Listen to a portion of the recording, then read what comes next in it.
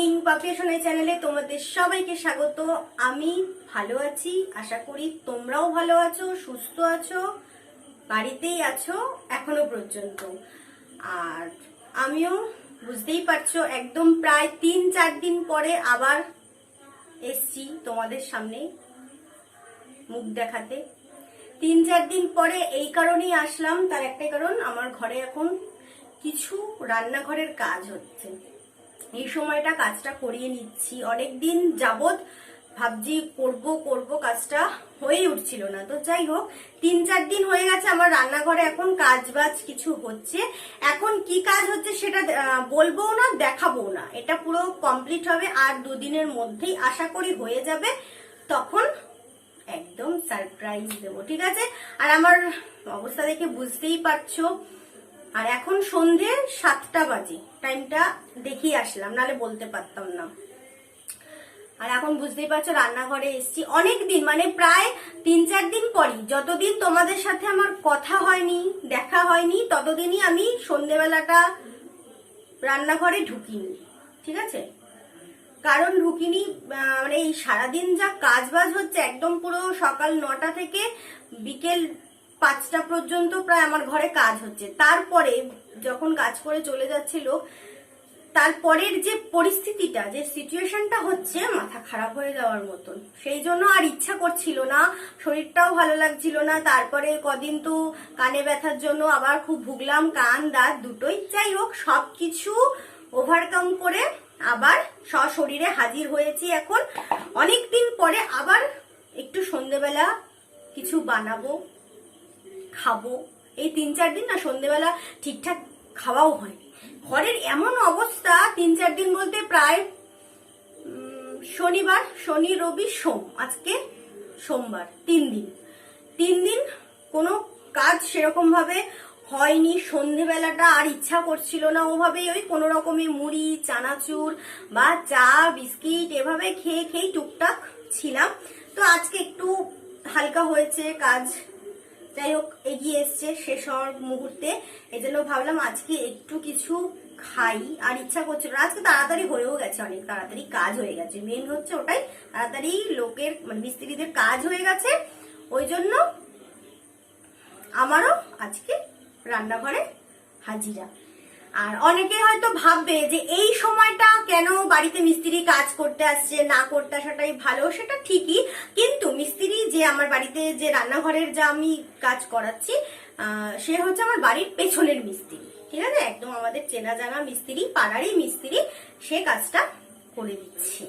তো এই জন্য বাইরে থেকে লোক আসার কোনো ব্যাপার নেই, আর একই পাড়ার মধ্যে, এই জন্য প্রবলেম হয়নি, সেই জন্যই করা আর কি। নাহলে এত চারিদিকে সতর্কবার্তা, এত কিছু আমাদের মেনে নিতে হবে, ঠিক আছে? মানছি, আমরা এত কিছু মানছি, বাইরে থেকে লোক আসাটাও তো আমাদের দেখতে হবে না, যে যাতে না হয়। আর আমরা নিজেরাও এই জন্য বাইরে থেকে কোনো মিস্ত্রি আনিনি, বাড়ির একদম পাড়ার উনি করছে। আমাদের ঘরের মানে আমার আগের যা যা টুকটাক কাজ হয়েছে উনিই করে দিয়েছেন। তো যাই হোক, উনিও এতদিন বসেই ছিল, তো এই জন্য ভাবলাম তাহলে আমরা কাজটা এই সময় করিনি। কারণ এরপরে এই লকডাউন ওঠা মানে আবার লোকের কাজ শুরু হয়ে যাবে, আবার অন্য কোনো ব্যস্ততা চলে আসবে। করিনি বাবা, ঠিক আছে? কি কাজ করেছি এখনো কিন্তু বলবো না, ঠিক আছে? ভেবেছি যে মুখ থেকে ফসকে না যায়, ফসকে না যায়। 2 দিন আর অপেক্ষা করতে হবে আমার ঘরে কি কাজ হয়েছে সেটা দেখার জন্য। পেছনের গেটা থেকে তো বুঝতেই পারছো এইগুলো কিছুই হয়নি। যাই হোক, যদি কেউ আন্দাজ পাও, বোঝার, বুঝতে পারো, বুঝে নাও। আর এই যে আবার চুল উড়িয়ে দিয়েছি, খুব কষ্ট হচ্ছিল, কারণ ওদের হচ্ছে যেহেতু হেলথ ডিউটি, তো এই জন্য ওদের তো এখন ডিউটি যেতেই হচ্ছে। আর প্রথম কথা, ওদের ড্রেসগুলো পরতে হচ্ছে, যে এখন তোমরা অনেকেই জানো, মানে অনেকেই কি সবাই জানো, যে পিপি যে ড্রেসগুলো দিচ্ছে, মানে যে ড্রেসগুলোকে আর কি বলা হচ্ছে পিপি হিসেবে, পেশেন্টের সামনে যখন যাচ্ছে ডক্টর, নার্স বা আরো হেলথ কর্মীরা যারা, তারা সবাই পড়ছে, ওকেও পড়তে হচ্ছে, মানে সোনাইকেও পড়তে হচ্ছে। এই জন্য, আর বিশেষ করে যখন মাথায় ক্যাপটা পড়ছে, ওর খুব কষ্ট হচ্ছে, এত চুলে তো কি করা যাবে। ওই জন্য, আর বিশেষ করে গরমকাল, কিছু করার নেই। ওই জন্য বললে আবার চুল উড়িয়ে দিই, এখন একটু রিল্যাক্স। যাই হোক, অভ্যাস নেই পড়ার, হঠাৎ করে পড়ছে, এই জন্য তো একটু অসুস্থ বোধ হবে বা অস্বস্তি বোধ হবে এইরকম। তো আর বেশি বক বক করবো না। আর আজকে হচ্ছে সোমবার, ঠিক আছে, আজকে সোনাই অফিস যায়নি, এই জন্য হাতে হাতে একটু কাজবাজ করেও দিয়েছে, বিকেল বেলা বলো সকালবেলা বলো, জানোই এটা বাড়িতে থাকলেও করে। আর হ্যাঁ, যেটা বানানোর জন্য আমি রান্নাঘরে এসেছি, 7টা বাজে, এখনো বক বক করছি, বানানো হয়নি, মনে হচ্ছে ভাতের সাথেই খেতে হবে জিনিসটা যেটা বানাবো। ঠিক আছে, যাই হোক, চলো তাহলে দেখে নাও কি কি বানাচ্ছি। এখানে আমি বানাবো চিকেন স্যুপ। চিকেন স্যুপ বানানোর জন্য আমার এখানে লাগছে রসুন গোটা, গাজর, ক্যাপসিকাম, এখানে রসুন কুচি আছে, আর 2 টুকরো আদা রয়েছে, আর এখানে রয়েছে চিকেনের কিছু পিস। এখানে আমি প্রথমে স্যুপটা বানানোর জন্য কড়াই বসিয়ে দিয়েছি, এরপরে গ্যাসটাকে অন করে নেব। আর স্যুপটা কিন্তু অবশ্যই আমি কড়াইতেই রান্না করব, তার একটাই কারণ, প্রেসার কুকারে যদি আমি সবকিছু সেদ্ধ বসাই তাহলে খুব একটা ভালো লাগবে না খেতে। আর দোকানেও কিন্তু মানে বাইরের যে আমরা খাই স্যুপ দোকানে, তারা কিন্তু এরকম ভাবেই করে, কোনো গামলা বা কড়াইতে নিয়েই হয়তো করে। কড়াই এখানে বসিয়ে দিয়েছি। কড়াই বসানোর পরে মানে যদি কড়াইটা গরম হবে যখন, তারপরে আমি দেব এখানে জলটা দিয়েই দিই। জলটা প্রায় আমি 1 মগ দিয়েছি। 1 মগ মানে হচ্ছে এই মেজার যে মগগুলো রয়েছে সেখানে 350 ml রয়েছে। 350 ml মতন আমি জল দিয়েছি। এরপরে জলটা একটু ফুটলে, জাস্ট একটুখানি ফুটলেই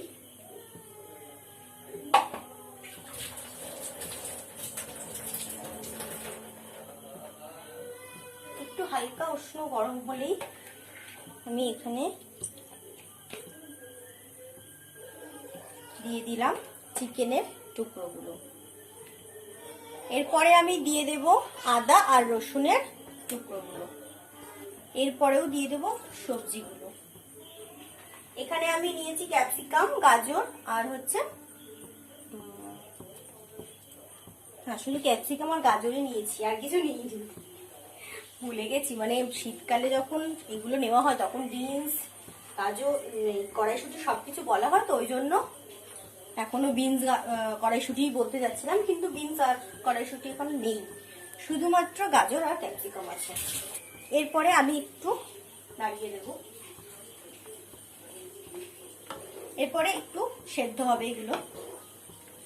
একটু সেদ্ধটা হওয়ার জন্য আমি অল্প করে দিলাম একটু নুনটা আবার পরে কিন্তু স্বাদ অনুযায়ী দিতে হবে। একটু আমি মিডিয়াম টু লো ফ্লেম এর ভেতরে কিন্তু রাখতে হবে, হাইতে দেওয়া যাবে না।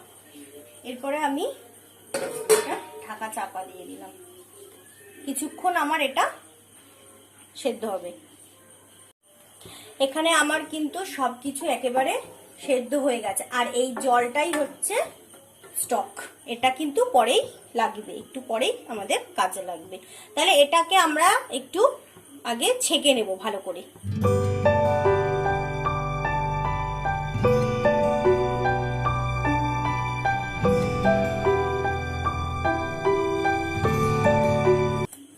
এখানে আমার কিন্তু নেওয়া হয়ে গেছে সবজিগুলো আলাদা করে। এরপরে আমরা স্টকটা নিয়ে নিচ্ছি। এরপরে কড়াইটা বসিয়ে দিলাম, ওই একই কড়াই বসালাম। এবারে কড়াইটা আমার গরম হয়ে গেছে। এবারে আমি দেব সামান্য পরিমাণে সাদা তেল। এখানে কিন্তু কেউ চাইলে বাটারও ব্যবহার করতে পারো, ঠিক আছে। আমি বাটারটা খাবো না এখন, সেই জন্য আমি সাদা তেল দিলাম। তেলটাও গরম হয়ে গেছে। আমি কিন্তু গ্যাসের ফ্লেমটা মিডিয়াম করে দিয়েছি। এরপর আমি কিছু রসুনের কুচি এটার মধ্যে দিয়ে দিয়েছি। এরপরে রসুনগুলোকে আমি হালকা একটু লাল করে ভেজে নেব। এখানে কিন্তু ওই যে রসুনের যে পাতা হয় না, ওই রসুন পাতার কুচি, তারপরে স্প্রিং অনিয়ন দিলে তো আরো টেস্ট হবে, কোনো কথাই নেই। কিন্তু ওইগুলো আর আমি কোথায় পাবো? যা পাবো তাই দিয়েই বানিয়ে খেতে হবে। ঘরে যেটা থাকবে সেটা বানিয়েই এই মুহূর্তে আমাদের খেয়ে বাঁচতে হবে। না না পাওয়া গেলে তাই বলে কি আমরা কিছু তৈরি করে খাবো না, এমন তো না।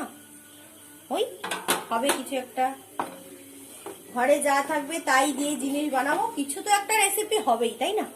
যাই হোক, এখানে কিন্তু আমার রসুনগুলো ভাজা হয়ে গেছে। এরপরে আমি এইগুলো দিয়ে দেবো, যেগুলো আমি আগে সেদ্ধ করে রেখেছিলাম, দিয়ে একটুখানি নাড়িয়ে নেব। আচ্ছা, এই যে আদাগুলো আমি তুলে নিলাম, এইগুলো এখন না দিলেও চলবে, রসুনগুলো থাক। আদা আর রসুনটা আমি কেন আগে জলে ভাপিয়ে নিয়েছিলাম, তার কারণ হচ্ছে তাহলে ফ্লেভারটা ভালো আসবে। এরপরে এগুলোকে একটু নাড়িয়ে চাড়িয়ে নেব।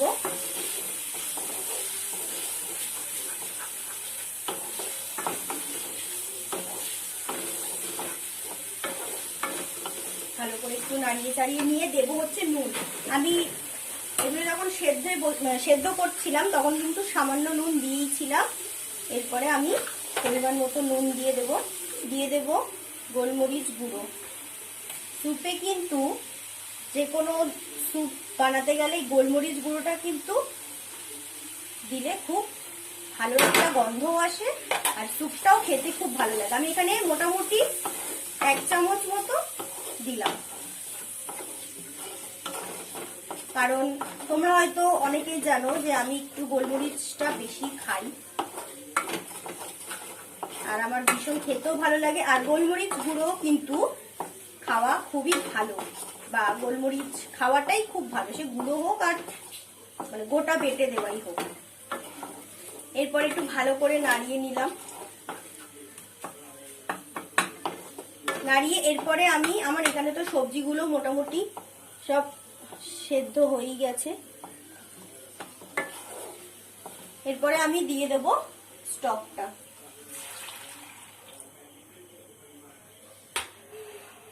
দিয়ে ভালো করে আমি একটু নেড়ে চেড়ে নেব।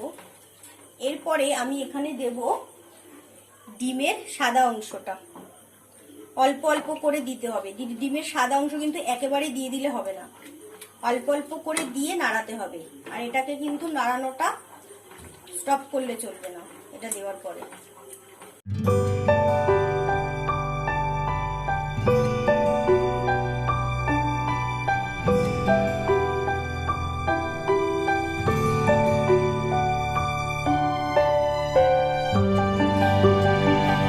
স্যুপটা কিন্তু আমার প্রায় এখানে রেডি হয়ে গেছে। এরপরে আমি দেব, স্যুপটাকে একটু ঘন করার জন্য আমি দেব এখানে একটু কর্নফ্লাওয়ার, এটার মধ্যে দিয়ে দিলাম।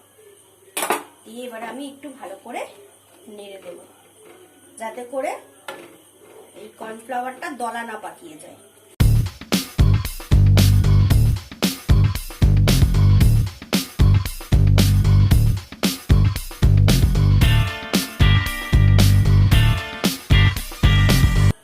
এরপরে আমি এখানে তুলে নিচ্ছি বাটিতে। এখানে যদি কেউ বাটার দিতে চাও নামানোর আগে কিন্তু আর একবার বাটার দিতেই পারো, আমার আর লাগবে না কিছু। এখানে আমার রেডি হয়ে গেছে গরমা গরম চিকেন স্যুপ। তাহলে চলো এবার খাওয়া দাওয়া করি একটু, অনেকটা টাইম হয়ে গেছে। মেয়ের চালটা ভিজাবো, আমাদের ভাত বসাবো, তারপরে বাকি কাজ হবে, আগে খেয়ে নি। তাহলে চলো এবারে একটু খেয়ে নি। হ্যাঁ, একটা জিনিস দেখাচ্ছি, দাঁড়াও, দেখবে? তোর মাথাটা একটু দেখা, দেখেছো কি কাণ্ডটা করেছে ও? সারা মাথায় পাউডার লাগিয়ে একেবারে ভূত করেছে। যত বড় হচ্ছে তো দুষ্টুমিটা তত বেড়ে যাচ্ছে, কপালের একটাও টিপ রাখতে দিচ্ছে না, সব উঠিয়ে এদিক ওদিক ফেলছে, পায়ের মধ্যে আটকে যাচ্ছে, নাইটির মধ্যে আটকে যাচ্ছে, ওরকম হচ্ছে খালি দুষ্টুমি, ওরকম হচ্ছে খালি দুষ্টুমি। আর তোমাদের সাথে তো একটা কথা শেয়ার করা হয়নি, গতকাল ঠিক এই সময় বা তার কিছুক্ষণ আগে আমি এখানে বসা টেবিলে, আর মেয়ে আমার পাশে দাঁড়ানো খেলছি, আর সোনাই ভেতরে টিভি দেখছে। হঠাৎ করে আমি টিভির দিকে তাকিয়ে রয়েছি, একটু অন্যমনস্ক। টিভির দিকে তাকালে মানুষ তো আর চারিদিকের অতটা খেয়াল করে না।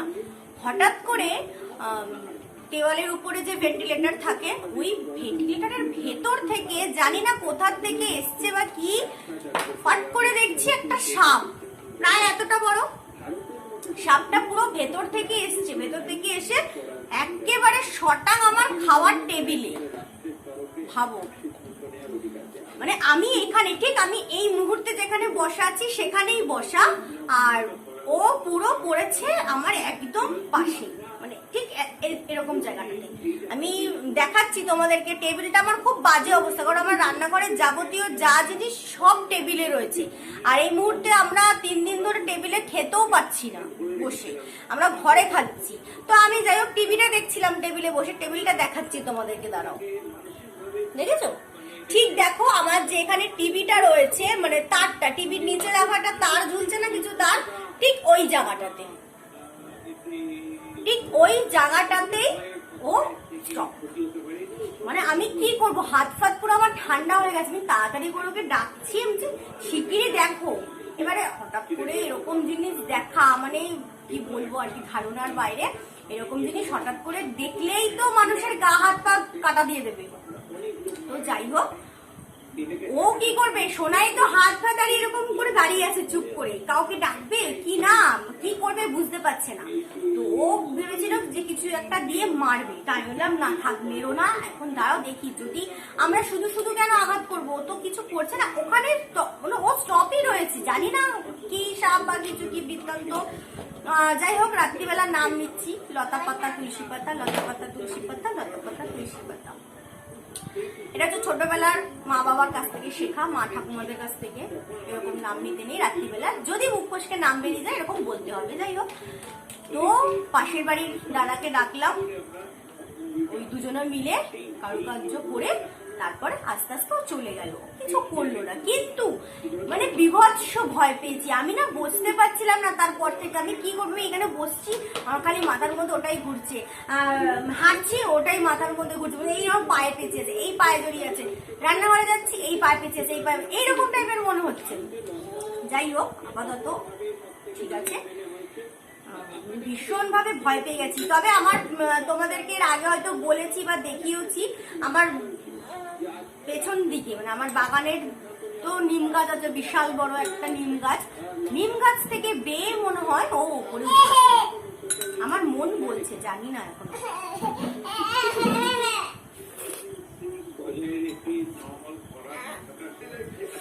স্যুপ খাওয়া কমপ্লিট। সত্যি স্যুপটা কিন্তু দারুণ হয়েছে, দারুণ দারুণ দারুণ, ভালোই হয়েছে। আর এখন এখন খাচ্ছি হচ্ছে আরেকটা জিনিস, কি বলতো,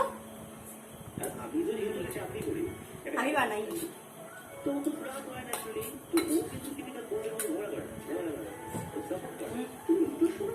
এই দিদিরা আমার বাড়ি কাজ করে, ওরা বিক্রি করছে এখন সকালে করতে পারতে না, সেটা রাত্রিবেলা 2টোর সময় তোমায় করতে হতো। ঠিক আছে,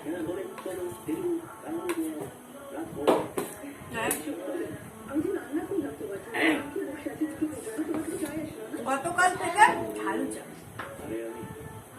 গতকাল থেকে ওরা, বাবা বলতেই পারছি না, গতকাল এই আমার মেয়ে দাঁড়িয়ে রয়েছে, ওকে দেওয়া যাবে না ঝাল, না ঝাল,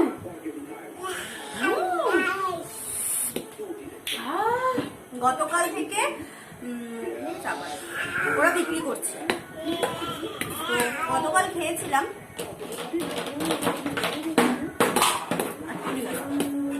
যখন কিছু থাকে না বা কিছু পাই না, তখন কেউ দিয়েও যায় না, নিজেরাও খেতে পারি না। যখন খাই সব দিক থেকে খাবার আসে। 3 দিন টিফিন বানাইনি বললাম, সন্ধ্যাবেলা চা বিস্কিট মুড়ি এগুলোই খেয়েছিলাম। 3 দিন কোথা থেকে খাওয়ারও আসে। আজকে তো স্যুপ বানালাম, এমনিতে স্যুপে চিকেন দেওয়া, ডিম দেওয়া, আবার ঘুগনি। ভাবুন একবার মানে কি হবে। খেয়ে তো নিচ্ছি, এরপরে সিচুয়েশনটা কি হবে বলতে পারছি না।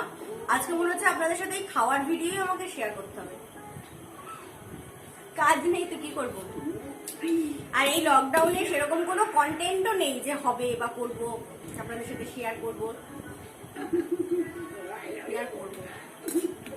দেখা যাক এসব খাওয়ার ভিডিও এসব কতদিন চলতে পারে। তাহলে খেয়ে দিন।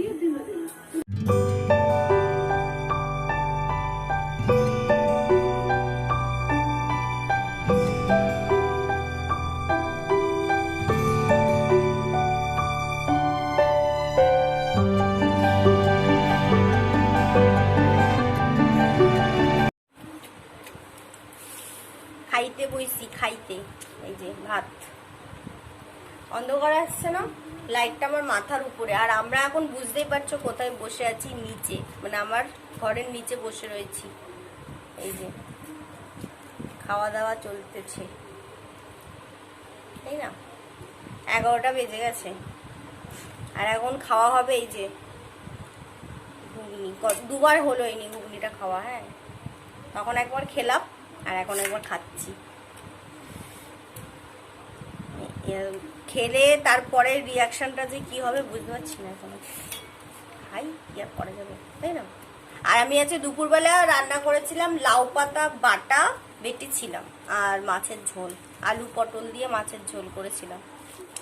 সন্ধ্যাবেলা এত কিছু খেয়ে খিদেটা নেই, কিন্তু খেতে হবে, নাহলে আমার আবার মাঝরাতে খিদে পেয়ে যায়। ওটাই হচ্ছে একটা সমস্যা। ঘুগনি দিয়ে আমার সব আইটেম ভালো লাগে, বিশেষ করে তো পাউরুটি দিয়ে, কিন্তু ওটার আশায় মুহূর্তে করলে হবে না, তাই না? যা আছে তাই দিয়ে চালাতে হবে। আস্তে খাও, কাটা ফাটা ঢুকবে, আবার 1 কিলোর কীর্তি হবে। এখনকার এই সময় কিন্তু ডাক্তারও পাবে না, আর আমি কিন্তু ঝাড়ফুঁকও জানি না যে তোমাকে ঝাড়িয়ে কাটা বের করে দেবো, তাই না? এখন খেতেও হবে খুব ধীরে সুস্থে, ভেবে চিনতে। খেতে খেতেও কোনো সময় একটা বিপদ ঘটে গেলে ডাক্তার পাবো না। সোনাই এত তাড়াতাড়ি খাচ্ছে, মনে হচ্ছে যেন ওই যে হাওড়া টু দিল্লি আর দিল্লি টু হাওড়া যে ট্রেনগুলো ছাড়বে, ওই গিয়ে আগে ধরবে এটা, বুঝেছ? ও স্পিডে খাচ্ছে, তার কারণ মেয়ে ঘরে শুরু করেছে, টিভি দেখছিল, খাওয়া দাওয়া হয়ে গেছে, যাবে। ঘুগনি দিয়ে আমার অর্ধেক ভাত খাওয়া গেল। খাবে না বলছিল, হ্যাঁ, তখন আমি বললাম তুমি কি ঘুগনিটা খাবে, ঘুগনি দিয়ে ভাত খাবে? না বাবা, ঘুগনি খাবো না, এরকম একটা ব্যাপার হলো। যে দেখেছে আমি খাচ্ছি, নাও একটু ঘুগনিটা খাই। নে ভাই, যে বেশি বেচে বুচে খায় তার দেখবেন চেহারাটা ওরকম বেচে বুচেই হয়। আর আমরা বাঁচিও না, গপ খেয়ে নিই, আমাদের দেখলেই মনে আমরা খাতা পিতা ঘর কা, তাই না? আর একটু রয়েছে, আমি কিন্তু পারলে সকালেও এটাকে টেনে দিতে পারি, ঠিক আছে? দেখছি মাছের ঝোলটা দিয়ে খেতে হবে।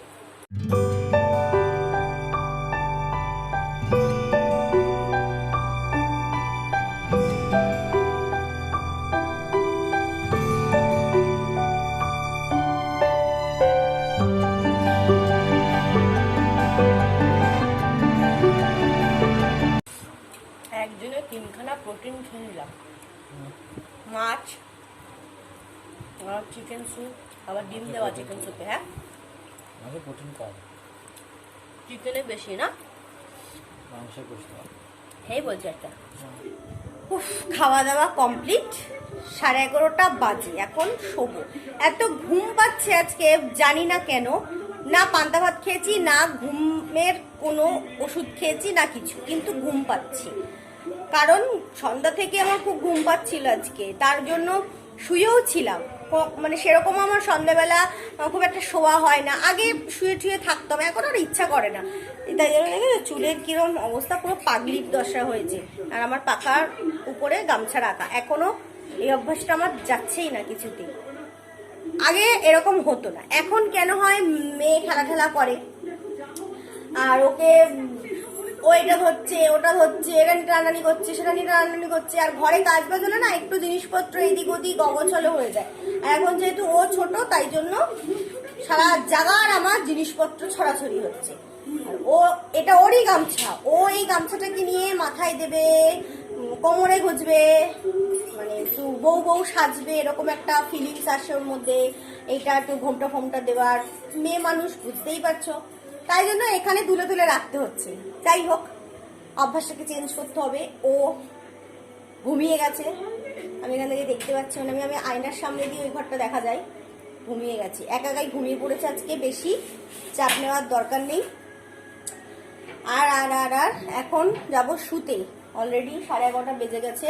আর দুপুরবেলা করে আমি ঘুমোচ্ছি না, এই জন্য ঘুম তাড়াতাড়ি পেয়ে যাচ্ছে। আগে মাঝখানে কয়েকদিন কি হয়েছিল, দুপুরবেলা একটু ঘুমিয়ে পড়তাম, সেটা জানোই তোমরা। মাঝখানে মেয়েকে ঘুম পাড়াতে গিয়ে হয়তো আমি ঘুমিয়ে যাচ্ছি, ওই জন্য রাতে অনেকটা লেট করে ঘুম আসতো। আর এখন আমি শুচ্ছি না, একেবারে এদিক ওদিক করে টাইমটা কেটে যাচ্ছে, বিকেল হয়ে যাচ্ছে, আর শোয়ার ব্যাপার হচ্ছে না, এই জন্য আমার রাতে ঠিক টাইমে ঘুম চলে আসছে। আর এখন একটু মুখ ফুক ধোবো, তারপরে শোবো, আজকে বেশি কিছু করা যাবে না। আর তোমাদের একটা স্কিন কেয়ার রুটিন আমি কিরকম হয় আর কি আমার, সেটা শেয়ার করব খুব তাড়াতাড়ি, ভিডিওটা আসবে, দেখে নিও পারলে, ঠিক আছে?